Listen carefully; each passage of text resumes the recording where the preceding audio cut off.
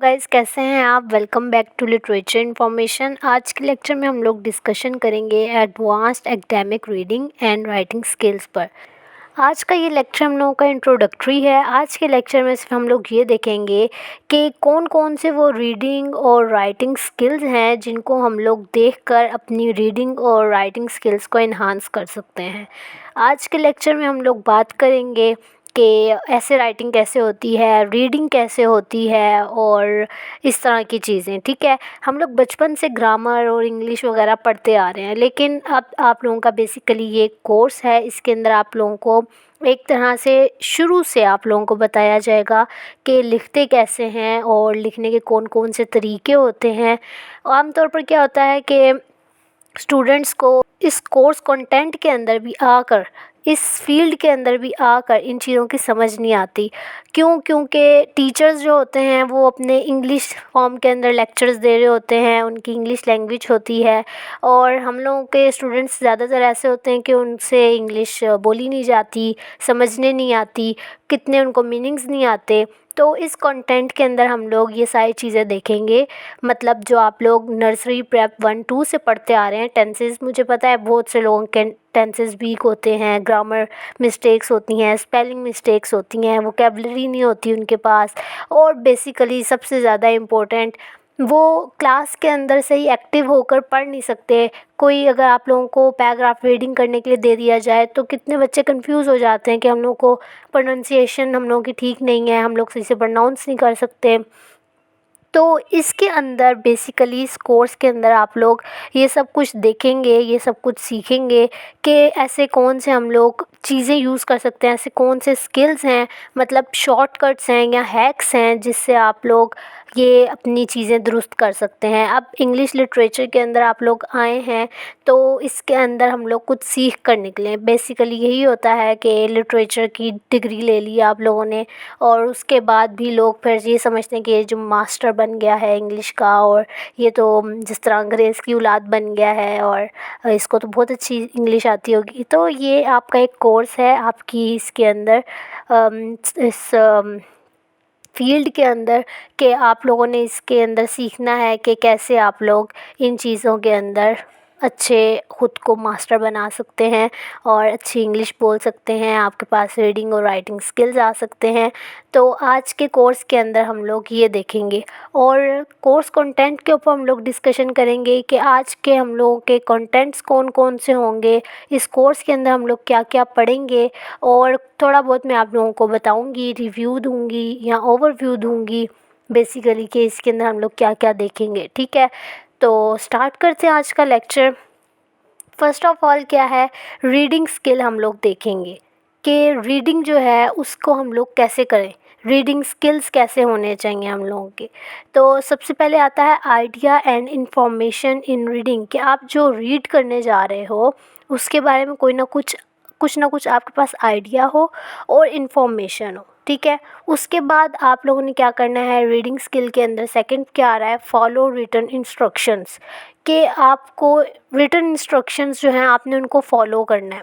ठीक है, इसके बारे में हम लोग पढ़ेंगे। ये सिर्फ आपके कोर्स कंटेंट हैं जिनके बारे में मैं आप लोगों को बता रही हूँ कि इनके बारे में हम लोग पढ़ेंगे।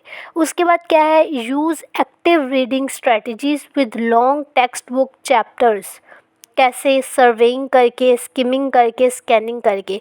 ये वर्ड्स आप लोगों को फेमिलियर लग रहे होंगे क्योंकि सर्वेइंग, स्किमिंग और स्कैनिंग ये हम लोग आगे पढ़ कर आए हैं। ठीक है, हम लोगों को पता है सर्वे करना क्या होता है कि एक एक पैराग्राफ है उसको हम लोग सर्वे करते हैं, एक दफ़ा देखते हैं। स्किमिंग क्या होता है, हम लोग ऐसी बुक के पेजेस जिस तरह 10-12 पेज हैं उनके अंदर स्किम करना होता है, कोई नाम वगैरह ढूंढना हो, इस तरह करके हम लोग स्किमिंग करते हैं। और स्कैनिंग क्या होता है कि हम लोग थोड़ा डिटेल में देखते हैं उस रीडिंग पैराग्राफ को। तो ये हम पढ़ेंगे रीडिंग स्किल्स के अंदर। उसके अलावा हम लोगों का क्या है, नेक्स्ट क्या है हमारे पास, रिकॉग्नाइज पर्पस और इशू, ऑर्गेनाइजेशन, ओवरऑल की आइडिया, मेन आइडियाज़ एंड की डिटेल्स इन एक्सपोजिटरी रीडिंग, कि आप लोगों ने रीडिंग करते हुए आप लोगों ने किस चीज़ का ध्यान रखना है, पर्पस को रिकग्नाइज़ करना है या इशू को रिकग्नाइज़ करना है कि क्या पर्पस है इस रीडिंग का, क्या इशू है इसके अंदर, इसकी ऑर्गेनाइजेशन के बारे में जानना है, की आइडिया देखना है कि ओवरऑल की आइडिया क्या है, मेन आइडिया क्या है, की डिटेल्स क्या हैं। एक्सपोजिटरी रीडिंग क्या होता है, जिसके अंदर आप लोग किसी चीज़ को एक्सपोज कर रहे हो, ठीक है।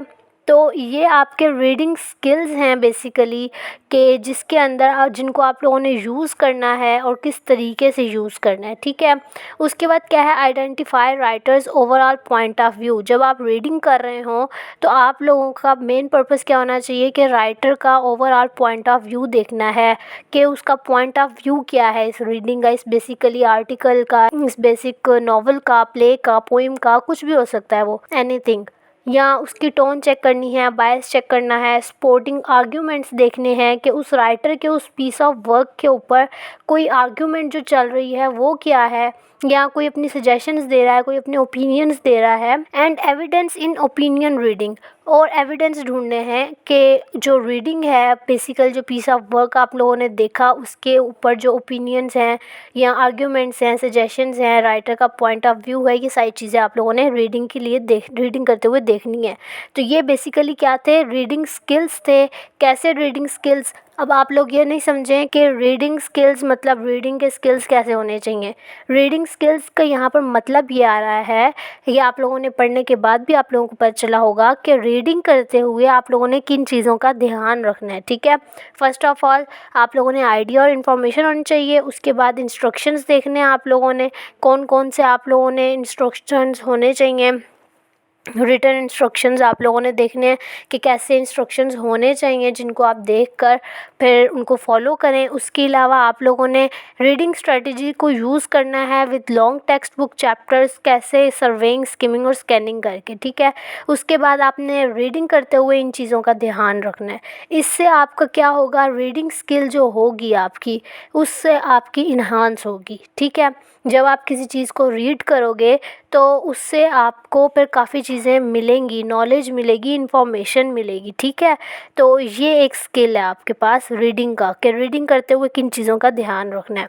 नेक्स्ट देखते हैं आगे हम लोग के पास क्या है, to determine meaning of unfamiliar words in course materials. कि जब ये एक हम लोग के पास आ रही है कि जब हम लोग रीडिंग कर रहे होते हैं तो कुछ ऐसे वर्ड्स आ जाते हैं जो हम लोग नहीं जानते या फर्स्ट टाइम देख रहे होते हैं, उनका हम लोग को मतलब नहीं पता होता। तो उनके लिए हमें क्या करना है, use an English to English dictionary. एक तो आप लोगों ने इंग्लिश टू इंग्लिश डिक्शनरी पास रखनी है।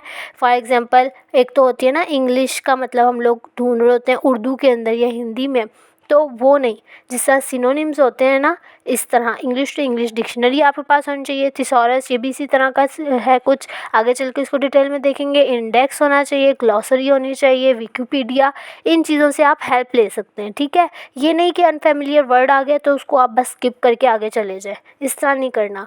आप लोग अगर अपनी इंग्लिश को इन्हांस करना चाहते हैं, वोकेबलरी इन्हांस करना चाहते हैं, इंग्लिश अच्छी करना चाहते हैं, तो आप लोगों ने ये चीज़ को यूज़ करना है कि अगर अनफेमिलियर वर्ड दिख गया है कोर्स मटेरियल के अंदर तो उसको ऐसे ही जाने नहीं देना। उसके सिनोनिम देखने हैं, इंग्लिश टू इंग्लिश डिक्शनरी देखनी है, गूगल कर लेना है सिंपल, ठीक है, या इन चीज़ों से हेल्प लेनी है। उसके अलावा क्या है, use word analysis, word families and एफिक्सेस। इसके बारे में भी हम डिस्कस करेंगे कि वर्ड एनालिसिस कैसे करते हैं, ठीक है। ये आप लोग मतलब मैं आपको इस चीज़ को एक्सप्लेन कर रही हूँ कि अगर अनफेमिलियर वर्ड आ जाता है तो आप लोगों ने क्या करना है। उसके अलावा क्या है, use context clues with in sentence and in surrounding sentence, vocabulary in context. अब आप लोग अगर छोटे बच्चों की बुक्स देखें, अगर आप लोगों में से कोई ट्यूशन पढ़ाता है या आपके छोटे बहन भाई हैं जो पढ़ते हैं, तो उनकी बुक के नीचे पेज के ऊपर देखा करें, उधर आपको छोटे से क्लूज़ दिए हुए होते हैं, या स्टार्टिंग के अंदर आपको क्लूज़ दिए हुए होते हैं। दूर नहीं जाएं, आप लोग अपने आउटलाइन देखें, उसके अंदर भी आप लोगों को बताया हुआ होता है कोर्स कंटेंट के बारे में कि इसको पढ़ने के बाद आप इस चीज़ में माहिर हो जाएंगे, या इस चीज़ को पढ़ने के बाद स्टूडेंट जो है वो ये कर सकेगा। तो इस तरह के क्लूज़ भी दिए हुए होते हैं एक वर्ड के बारे में, ठीक है। कि अगर कोई अनफेमिलियर वर्ड आ जाए तो उसके बारे में लाजमी कुछ ना कुछ वो लोग बताते हैं। और छोटे बच्चों की बुक में आपने देखा होगा कि ये भी जानिए, और उस सब्जेक्ट के बारे में या उस मेन टॉपिक के बारे में बताया हुआ होता है कि ज़रा सोचिए, अगर ऐसे हो तो ऐसे होता है। मतलब छोटे छोटे से की पॉइंट्स उन लोगों ने खुद दिए हुए होते हैं बुक्स के अंदर भी, ठीक है। तो इन चीज़ को भी, मतलब अगर आप लोग रीडिंग अपनी स्किल्स अच्छी करना चाहते हैं तो इन चीज़ों पर भी ध्यान दिया करें, ठीक है। नेक्स्ट क्या है, use library resources to locate materials. Library जो है ये तो हम लोगों के पास बहुत बड़ी एक नॉलेज का समुंदर है। लाइब्रेरी के अंदर तरह तरह की बुक्स होती हैं और हर स्कूल कॉलेज यूनिवर्सिटी के अंदर लाइब्रेरी मौजूद होती है। तो वहाँ से जाकर आप लोग ढूंढ सकते हैं अपनी चीज़ों को। अगर इस तरह का अनफेमिलियर वर्ड आ जाता है उसके बारे में अगर आप लोगों ने डिटेल में जानना है तो लाइब्रेरी रिसोर्सेज भी बहुत ज़रूरी होता है, और लाइब्रेरी के बारे में हम पढ़ेंगे भी इस कोर्स के अंदर। नेक्स्ट देखते हैं स्टडी स्किल क्या है अब आपके पास। स्टडी स्किल क्या होना चाहिए कि place text material into visual form. Study करने का सबसे अच्छा तरीका क्या है कि आप उसको देखो वीडियो फॉर्म में, विजुअल फॉर्म में, ठीक है। अब बाहर के ममालिक के अंदर ये चीज़ बड़ी कॉमन है कि वहाँ पर बच्चों को बहुत जल्दी लेसन तैयार होता है कि वो विजुअल फॉर्म में उसको देखते हैं फिर वो याद करते हैं। और यहाँ पर मोस्टली थर्ड वर्ल्ड कंट्रीज़ के अंदर क्या होता है कि बच्चों को बस रटाया जा रहा होता है, वरना तो नॉलेज तो बहुत ज़्यादा ऐड हुई हुई होती है बुक के अंदर। बुक अगर हम लोग छोटे होते से ही देखें, पढ़ाने का सलीका नहीं होता, पढ़ने का सलीका नहीं होता, जिससे बच्चे सीखते नहीं हैं, बस वो दिमाग पर प्रेशर बनता रहता है। तो विजुअल फॉर्म में पढ़ाया जाए अगर, और विजुअल फॉर्म में अगर आप लोग देखें तो आप लोगों को चीज़ें बहुत जल्दी याद होंगी। फॉर एग्ज़ाम्पल अगर आप लोग कोई फ़िल्म देखते हैं, कोई सॉन्ग सुनते हैं तो आपको बहुत जल्दी याद हो जाता है। तो वो इसी तरह, इसी वजह से। अब फर्स्ट पर तो आप लोगों ने ये कर लिया कि विजुअल फॉर्म में आप लोगों ने देखा और फिर याद करने की कोशिश की। सेकंड आप लोगों ने क्या करना है, interpret visual such as graph and table. Graph और टेबल्स की फॉर्म में भी आप लोग इंटरप्रेट कर सकते हैं विजुअल्स को। स्टडी स्किल के अंदर ये भी आता है। उसके अलावा क्या होता है कि prepare for objective test, for example true false, multiple choice and ऐसे test using a variety of strategies. कि खुद ही का खुद टेस्ट लें, ऑब्जेक्टिव लें, इस तरह करके। स्टडी स्किल क्या होता है, एक दफ़ा रीड आउट किया, उसके बाद उसके अंदर से खुद से आपने मल्टीपल चॉइस बनाए, खुद से आप लोगों ने अपना टेस्ट लेने की कोशिश की कि आपको कितना तैयार हुआ कितना नहीं। तो ये भी एक स्किल है। नेक्स्ट है लर्न कंटेंट फ्रॉम टेक्स्ट और class materials concerning economic, political, cultural and socially relevant topics. कि आप लोग अपने आते जाते इधर उधर सोशली या कल्चरली या क्लास में या टेक्स्ट में इस तरह के रेलिवेंट टॉपिक्स ढूंढें जो आप लोगों का बेसिक एक टॉपिक चल रहा है। फॉर एग्जांपल एजुकेशन आपका एक टॉपिक चल रहा है, उसको आप अपनी आम रोज़मर्रा ज़िंदगी के अंदर देखें, उसके अंदर से रेलिवेंट टॉपिक अपना निकालें, उसके अंदर चीज़ निकालें।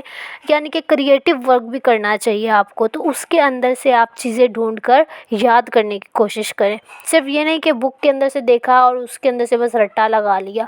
उस चीज़ को, उस मेन टॉपिक को आप इधर उधर भी देखें, क्लास के अंदर, अपनी टेक्स्ट के अंदर, इकोनॉमिक या political, cultural, socially relevant topics उसके अंदर से भी तलाश करें, ठीक है। नेक्स्ट है recognise cultural differences and show awareness of the general features of own culture and associated world views. यहाँ पे भी सिंपल यही बताया जा रहा है कि एक मेन टॉपिक है आप लोगों का, उसके ऊपर आप लोग थोड़ी सी खुद भी कोशिश करें, उसके बारे में मटेरियल इकट्ठा करें, इंटरनेट से इकट्ठा करें, इधर उधर से इकट्ठा करें, और कल्चरल डिफरेंसेस के बारे में जानें और अवेयरनेस शो करवाएं उसके बारे में, ठीक है। अपने कल्चर के बारे में जानें। इस तरह करके आप लोग अपनी चीज़ों को समझने की कोशिश करें, यूज़ ऑफ इंटरनेट करें और वर्ल्ड व्यूज़ को जानने की कोशिश करें उस मेन टॉपिक के बारे में, ठीक है। नेक्स्ट अब हम लोगों के पास राइटिंग स्किल्स आ रहे हैं। अभी तक हम लोगों ने रीडिंग स्किल्स और स्टडी स्किल्स पढ़े।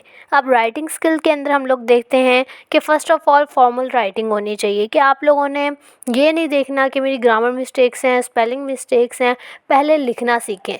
खुद एक रोज़ का पैराग्राफ लिखें, रोज़ का एक पेज लिखें, बेसिकली अपनी रूटीन लिख लें कि आज मैं सुबह उठा या उठी, इस तरह किया, फिर ऐसे किया, फिर ये किया, उसको लिखें। और इस तरह लिखने से आपकी जो इंग्लिश है वो अच्छी होगी। इंग्लिश में लिखने की कोशिश करें। उसके बाद क्या है, राइट रिफ्लेक्टिवली अबाउट कोर्स रीडिंग्स। जो आप लोगों के कोर्स के अंदर रीडिंग्स चल रही हैं उसके बारे में लिखने की कोशिश करें। उसके अलावा summarise ideas and information from readings. जो आप लोगों ने पढ़ा उसके अंदर से आपको जो आइडियाज़ मिले, इन्फॉर्मेशन मिली, उनको समराइज़ करने की कोशिश करें उस राइटिंग के अंदर। उसके अलावा फॉर्मल समरी राइटिंग के बारे में बताया जा रहा है कि take accurate notes from an assigned article, कि आपको एक आर्टिकल फॉर एग्जांपल मिला है, उसके ऊपर आप लोगों ने असाइनमेंट बनानी है। उसके अंदर से जो मेन चीज़ें हैं, मेन पॉइंट्स हैं, आप उनको इकट्ठा करें और उनके ऊपर नोट्स बनाएं। इस तरह भी लिखने से आपकी अच्छी होगी रीडिंग भी, राइटिंग भी, इंग्लिश भी। उसके अलावा आपको एक और फ़ायदा क्या होगा कि आपकी नॉलेज में इजाफ़ा होगा। उसके अलावा क्या है, पैराफ्रेज एक्यूरेटली, जिस तरह हम लोग तशरीह करते हैं ना, एक लाइन है उसकी तशरीह कर ली, उस तरह पैराफ्रेजिंग होता है कि आप लोगों ने एक लाइन देखी, उसको थोड़ा सा डिटेल में अपने तौर पर उसमें चीज़ें ऐड करके एक ही लाइन को दूसरे तरीके से बयान कर दिया, थोड़ा सा डिटेल में एग्जैजरेशन करके। Right one paragraph summaries of text of 1 to 2 pages. एक पैराग्राफ की समरी को आपने 1 या 2 पेजेस के अंदर लिखना है, इतना एग्जैजरेट करना है। इस तरीके से आपकी राइटिंग जो है और राइटिंग स्पीड, इंग्लिश, ये सब कुछ वोकेबलरी वगैरह थोड़ी अच्छी हो जाएगी। ये राइटिंग स्किल है आपके पास। नेक्स्ट हमारे पास आ रहा है ऐसे राइटिंग। ऐसे राइटिंग के अंदर भी हम लोगों के पास बहुत सारी चीज़ें हैं जिनको हम लोग देखकर आगे लिख सकते हैं, और हम लोग उनको यूज़ करेंगे तो हम लोगों को अच्छे मार्क्स देकर जाएगा ये। फॉर एग्ज़ाम्पल, सबसे पहले प्री राइटिंग करें। क्या करना है आप लोगों ने कि एक ऐसे है आपका, उसके बारे में पहले ख़ुद से लिखें, प्री राइटिंग करें, आप लोग क्या लिखना चाहते हैं उसके बारे में। और जिस तरह एक होता है ना ब्रेनस्टॉर्मिंग होता है, पहले अपने माइंड के अंदर सब कुछ सोचें कि ये मैं लिखूँगा, ऐसे ऐसे होगा, और प्री राइटिंग करें, ठीक है। उसके बाद क्या करना है आप लोगों ने, अंडरस्टैंड असाइनमेंट इंस्ट्रक्शंस। जो आपको फॉर एग्जांपल एक ऐसे दिया है, उसके ऊपर असाइनमेंट इंस्ट्रक्शंस जो दिए हुए हैं कि ये चीज़ भी होनी चाहिए, ये चीज़ भी होनी चाहिए आपके ऐसे के अंदर, पहले उनको आप लोगों ने अंडरस्टैंड करना है कि क्या क्या होने चाहिए, इंस्ट्रक्शंस को फॉलो करना है। उसके बाद क्या करना है, इंक्लूडिंग ऑडियंस, पर्पस, फॉर्मेट, ये सारी चीज़ें आप लोगों ने इंक्लूड करनी है अपनी ऐसे राइटिंग के अंदर, कि ये चीज़ें आपकी उसके अंदर होनी चाहिए, ऑडियंस को भी, पर्पस भी और फॉर्मेट भी, कि आपका पर्पस क्या है ऐसे लिखने का, ऑडियंस को ऐड करना है आपने उसके अंदर, और फॉर्मेट को ऐड करना है। फॉर्मेट होता है एक, आप लोगों के ऐसे का एक सीक्वेंस होना चाहिए, ठीक है। वो सीक्वेंस होना चाहिए आपके ऐसे के अंदर, ठीक है, कि हर इवेंट, हर सिचुएशन आपकी एक क्रोनोलॉजिकली ऑर्डर के साथ आ रही हो, ठीक है। नेक्स्ट हमारे पास क्या आ रहा है, generate ideas from reading on economic, political, cultural and socially relevant topic. ये आप लोगों ने पीछे भी पढ़ा है, अभी मैंने आप लोगों को बताया है कि राइटिंग करते हुए इन चीज़ों का ध्यान रखना है आपने। तो इसके बारे में फ़र्स्ट ऑफ़ ऑल तो आप लोगों ने इस चीज़ को देखना है कि जो टीचर ने असाइन किया है उसके अंदर ये सारी चीज़ें होनी चाहिए। सेकंड, आप लोगों ने ये देखना है कि हम लोगों की जो राइटिंग है, ऐसे है, उसके अंदर ये सारी चीज़ें भी आनी चाहिए और इनके बारे में हमारे दिमाग में आइडियाज़ कुछ होने चाहिए, ठीक है। नेक्स्ट आप लोगों ने क्या देखना है कि आपका जो टॉपिक है उसको सिलेक्ट करने के बाद उसको नैरो करना है आपने, कम करना है उसको। मतलब ये नहीं कि आप इधर उधर की चीज़ें बताने के अंदर अपना मेन टॉपिक से हट जाएं, ठीक है। आप लोगों ने टॉपिक के बारे में बताना है, लेकिन उसको पहले से आप लोगों ने पहले से उसको अरेंज कर लेना है, उसको नैरो कर लेना है, उसके अंदर से इम्पोर्टेंट पॉइंट्स आप लोगों ने डालने हैं, ठीक है। उसके बाद आप लोगों के पास क्या आ रहा है, क्रिएट ऐसे आउटलाइन। फर्स्ट ऑफ ऑल आपने आउटलाइन क्रिएट करनी है कि ऐसे की ये आउटलाइन है, इसके अंदर हम लोग ये लिखेंगे। उसके अंदर क्या होना चाहिए, which include focus thesis statement. Thesis statement मतलब कि जिस तरह एक फ़िल्म है, उसके अंदर आप लोगों ने फ़िल्म का नाम देख लिया, फ़िल्म के नाम से पता चल गया इसकी स्टोरी ये होगी, ठीक है। अब फ़िल्म के ये हम लोगों की हो गई आउटलाइन, ठीक है, फ़िल्म का नाम, उसके अंदर स्टोरी क्या हो गई, ये हो गई। उसके बाद क्या हो गया, थीसिस स्टेटमेंट क्या होती है कि फॉर एग्ज़ाम्पल सब आप हेडिंग कह लें, ठीक है। जिस तरह एक फ़िल्म है, उसकी ये स्टोरी है, स्टोरी के अंदर एक सॉन्ग है, सॉन्ग का नाम ये है, ठीक है। इस तरह करके थीसिस स्टेटमेंट एक इम्पोर्टेंट स्टेटमेंट होती है, आउटलाइन की सब आउटलाइन होती है। नेक्स्ट क्या आ रहा है, body paragraphs with main ideas. कि आपके जो ऐसे की बॉडी होगी ना, उसका जो पैराग्राफ होगा आपकी, वो उसका एक मेन आइडिया होना चाहिए। कि फॉर एग्ज़ाम्पल पहले हेडिंग आ गई, उसके बाद सब हेडिंग आ गई, उसके बाद एक और हेडिंग आपकी, ये पैराग्राफ आपका चल रहा है, ठीक है। और ये आपका पैराग्राफ है। इसका जो मेन आइडिया है ना, उसकी भी एक हेडिंग आपकी यहाँ पर होनी चाहिए।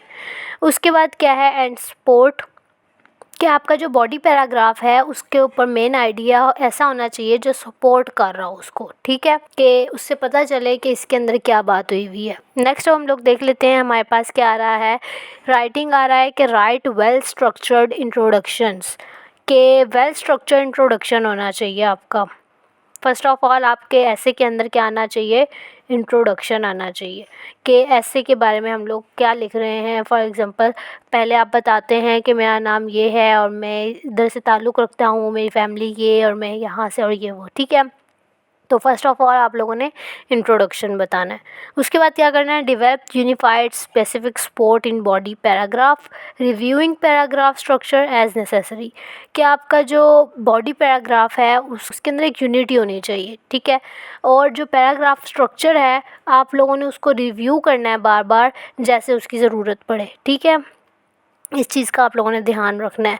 उसके बाद क्या है, incorporate source material showing understanding of plagiarism by paraphrasing, quoting and citing appropriately. आप लोगों ने छोटे होते से इंग्लिश पढ़ते आ रहे हैं, आप लोगों को पता होगा कि अगर आप लोगों ने कैसे लिखना है तो उसमें क्या क्या चीज़ आनी चाहिए जो आपके पैराग्राफ को ऐसे को अच्छा बना सकता है। तो इसके अंदर वो आपको बता रहे हैं कि आपका मटेरियल कैसा होना चाहिए और प्लेजरिज्म से आप लोगों ने दूर रहना है। प्लेजरिज्म होता है कि आप किसी का काम कॉपी करके उधर अपने काम के ऊपर पेस्ट कर लें, तो इस तरह का काम नहीं करना। उसके अलावा पैराफ्रेजिंग करते हुए आप लोगों ने ध्यान रखना है, कोट ऐड करते हुए ध्यान रखना है। साइटिंग होता है कि आप किसी के काम को अपने काम के साथ जोड़े हैं, जिस तरह रेफरेंसेस ऐड करते हैं आप लोग कि फ़लाँ ने इस चीज़ के बारे में ये कहा और मैं इस तरह कह रहा हूँ, और आप फिर उसका काम अपने काम के अंदर पेस्ट कर रहे हैं, तो आप लोगों ने उसके काम के साथ नीचे लिखना है कि फ़लाँ बंदे का ये काम था, जैसा कि फ़लाँ ने ऐसे कहा। तो इस तरह ये अपनी बातों को सपोर्ट करने के लिए, जो आपने एक बात बोली उसको सपोर्ट करने के लिए आप कोटिंग और साइटिंग का वर्क जो करते हैं वो प्लेजरिज्म से दूर होना चाहिए, ठीक है। मतलब जिसका काम है उसका नाम मेंशन लाजमी करना है आपने। उसके बाद क्या है, create coherence with in and between paragraphs. Coherence का मतलब होता है कंसिस्टेंसी होनी चाहिए आपके पैराग्राफ के बीच में, ठीक है। कि ये नहीं कि आप लोगों ने एक वाक़या उधर का बयान किया 1986 का, उसके बाद 1990 के ऊपर चले गए और फिर आप 87 के ऊपर चले गए, तो इस तरह नहीं होना चाहिए। आपके जो एक चलता आ रहा है सीक्वेंस, वो आपने उसको सीक्वेंस को बरकरार रखना है, ठीक है। क्रोनोलॉजिकली ऑर्डर में चलना है आपने। उसके अलावा वो कह रहे हैं right well structured concluding paragraph, कि आपका जो कंक्लूडिंग पैराग्राफ होगा उसका भी स्ट्रक्चर बहुत अच्छा होना चाहिए। ये हम लोग आगे डिटेल में भी देखेंगे, एक एक लाइन को मैं अच्छे से डिटेल में आप लोगों को बताऊंगी, ठीक है। अभी बस हम लोग एक ओवरव्यू ले रहे हैं। नेक्स्ट हम लोगों के पास लास्ट पे क्या है कि रिवाइजिंग, आप लोगों ने रिवाइज़ करना है अपने वर्क को। Redraft and revise on own, पहले तो खुद ही करना है आप लोगों ने रिवाइज़ कि कोई गलती तो नहीं है। फिर नेक्स्ट क्या करना है, अपने दोस्तों को, अपने साथियों को दिखाना है, अपने टीचर्स को दिखाना है, उनका फ़ीडबैक लेना है और फिर रीड्राफ्ट और रिवाइज़ करना है, ठीक है।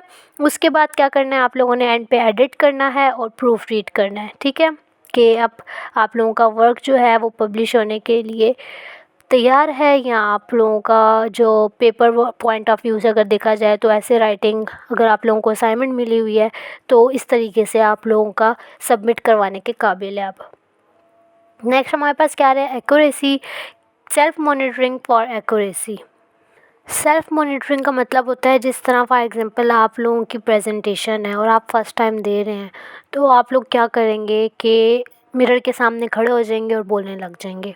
उससे क्या होगा, आपकी सेल्फ मॉनिटरिंग हो रही है, ठीक है। आप लोगों ने खुद को रिप्रेजेंट करना है किसी के सामने, होल क्लास के सामने स्पीच देनी है, प्रेजेंटेशन देनी है या समथिंग लाइक दैट। तो सेल्फ मॉनिटरिंग जो है ये बेस्ट वे है एक्यूरेसी की तरफ आने के लिए, ठीक है। नेक्स्ट है use word processing editing aids, for example spelling, grammar check, thesaurus. ये सारी चीज़ें आप लोगों ने यूज़ करनी है अपनी एक्यूरेसी के लिए। स्पेलिंग अच्छी होनी चाहिए आपकी, ग्रामर चेकिंग अच्छी होनी चाहिए, थिसॉरस अच्छा होना चाहिए, ठीक है। उसके बाद क्या है, apply knowledge of parts of speech, sentence element, specified sentence types and mechanics. कि अपनी नॉलेज को इन्हांस करने के लिए आप लोगों ने इन चीज़ों के ऊपर ध्यान देना है, part of speech, sentence element, specified sentence types और मैकेनिक्स। इससे आपकी एक्यूरेसी आएगी। नेक्स्ट आपके पास क्या आ रहा है, आइडेंटिफाई एंड करेक्ट एरर्स। कि आपके जो एरर्स आ रहे हैं उनको पहले समझें और उनको फिर करेक्ट करें एक्यूरेसी के लिए। For explicit instructions and evaluation, हम लोगों को क्या करना चाहिए कि हम लोगों ने अगर एक्सप्लिसिट इंस्ट्रक्शंस देने हैं और इवैल्यूएशन चाहते हैं तो हम लोगों को review all verb tenses, specially perfect tenses. हम लोगों के टेंसेस बहुत ज़्यादा वीक होते हैं, स्टार्टिंग से हम लोगों को समझाया जाता है लेकिन हम लोगों को सही समझ नहीं आती, क्योंकि हम लोगों के छोटे छोटे दिमागों में बातें बैठती नहीं है। ये बड़े बड़े कॉन्सेप्ट होते हैं, इनको समझाने के लिए जो चीज़ें हम लोगों को चाहिए होती हैं वो हम लोगों को आगे चल के पता चलती हैं।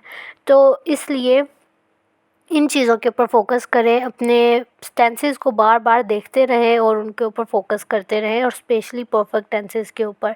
उसके बाद क्या है, identify and correct infinitive, जीरेंड, base form errors. इनके बारे में भी हम लोग देखेंगे आगे चलकर। नेक्स्ट आगे हम लोगों के पास क्या आ रहा है, correctly use articles and other determiners.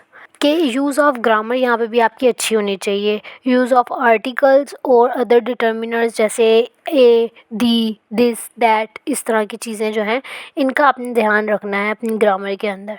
उसके अलावा use A variety of complex structures and sentence pattern. कि आप लोगों ने इन चीज़ों को ध्यान में रखना है, कम्प्लेक्स स्ट्रक्चर्स और सेंटेंस पैटर्न को समझने की कोशिश करनी है और उनको देखना है। उसके अलावा use A range of academic vocabulary. कि आप लोगों के पास वोकेबलरी अच्छी होनी चाहिए और उसकी आप लोगों ने रोज़ प्रैक्टिस करनी है एक्यूरेसी के लिए। नेक्स्ट हमारे पास आ रहा है items to work on a need arises, word choice and word from errors. ये भी एक तरह का ग्रामेटिकली स्ट्रक्चर्स हैं जिनको आप लोगों ने अपनी पोइट्री के अंदर यूज़ करने, लिटरेरी डिवाइसेस यूज़ करते हुए। ठीक है, एक्यूरेसी के लिए इन चीज़ों के ऊपर फोकस करना बहुत ज़रूरी है, इनको हम लोग आगे देखेंगे। So that's all for today. Hope so आप लोगों को क्लियर हुआ होगा हम लोगों ने जिन चीज़ों के बारे में डिस्कशन की। First of all reading skills देखे, उसके बाद हम लोगों ने स्टडी स्किल्स देखे, उसके बाद राइटिंग स्किल्स देखे, फिर ऐसे राइटिंग देखी, उसके बाद हम लोगों ने एक्यूरेसी देखी। तो ये कुछ हम लोगों की चीज़ें थी जिनके बारे में हम लोगों ने डिस्कशन की। होप सो आप लोगों को क्लियर हुआ होगा। ये आज हम लोगों के कोर्स का फर्स्ट लेक्चर था, इंट्रोडक्टरी लेक्चर बोलें आप लोग या जैसे भी। तो आगे अब हम लोग सीक्वेंस वाइज इसके एक एक टॉपिक को समझते जाएंगे। मिलते हैं नेक्स्ट लेक्चर के अंदर, तब तक अपना ख्याल रखें। वीडियो पसंद आए तो वीडियो को लाइक करें, शेयर करें और चैनल को सब्सक्राइब करना मत भूलिएगा। अल्लाह हाफिज़।